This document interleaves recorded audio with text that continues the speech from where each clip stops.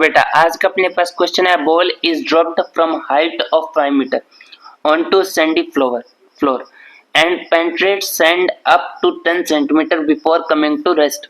Find retardation of ball in sand assuming it to be uniform. देखो बेटा आपको बोला क्या सर कि किसी बॉल को कितनी हाइट से ड्रॉप किया जा रहा है, 5 मीटर की हाइट से।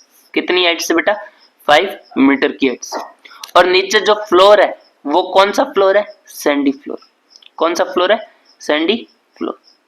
मीन्स मिट्टी का टीला, मिट्टी से बना हुआ फ्लोर है। तो जैसे ये मिट्टी से इससे टकराती है तो मिट्टी इसको नीचे आने तक के लिए रोकने के लिए, मीन्स इसकी वेलोसिटी, इस v की वैल्यू 0 करने के लिए कितना डिस्टेंस ट्रेवल करवाती है, 10 सेंटीमीटर। कितना डिस्टेंस ट्रेवल करवाती है, 10 सेंटीमीटर।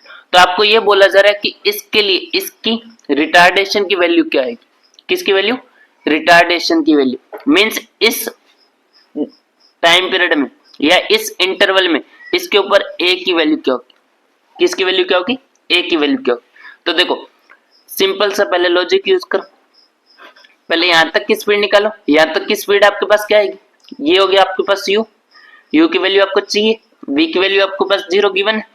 तो u की वैल्यू निकालने के लिए यहां से चेक करो कितनी हाइट से ड्रॉप किया, 5 मीटर की हाइट से। 5 मीटर कितने डिस्टेंस, कितने सेकंड में ट्रेवल करता है, 1 सेकंड।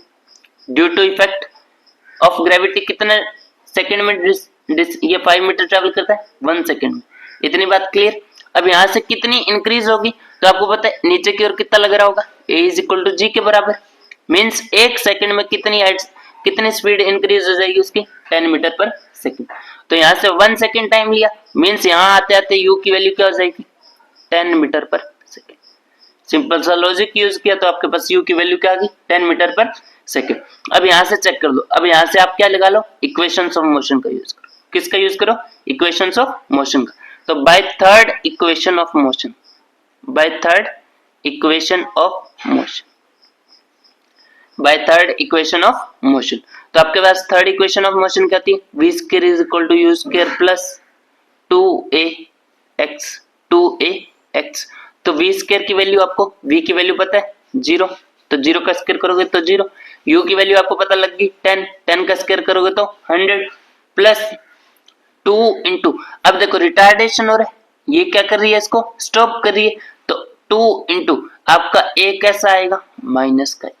कैसा आएगा बेटा, माइनस का a। रिटार्डेशन हो रहा है तो मतलब ये किसका आ रहेगा, माइनस का a इंटू x की वैल्यू, x की वैल्यू मींस इस हाइट की वैल्यू आपके पास, डिस्प्लेसमेंट की वैल्यू कितनी है, 10 सेंटीमीटर।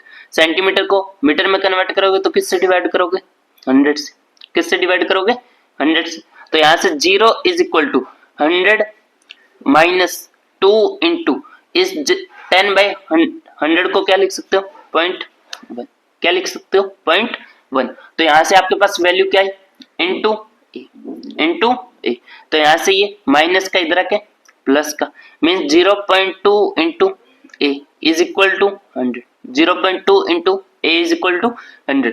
यहां से ए की वैल्यू क्या आएगी, 100 बाई 0.2, 100 बाई 0.2। जैसे इसको सोल्व करोगे, यहां से पॉइंट हटाया तो 1000, यहां इसको कैंसिल किया तो 500। तो अप्रोक्स ये किसके आ जाएगा बेटा, 500 मीटर पर सेकंड स्क्वायर, 500 मीटर पर सेकंड स्क्वायर।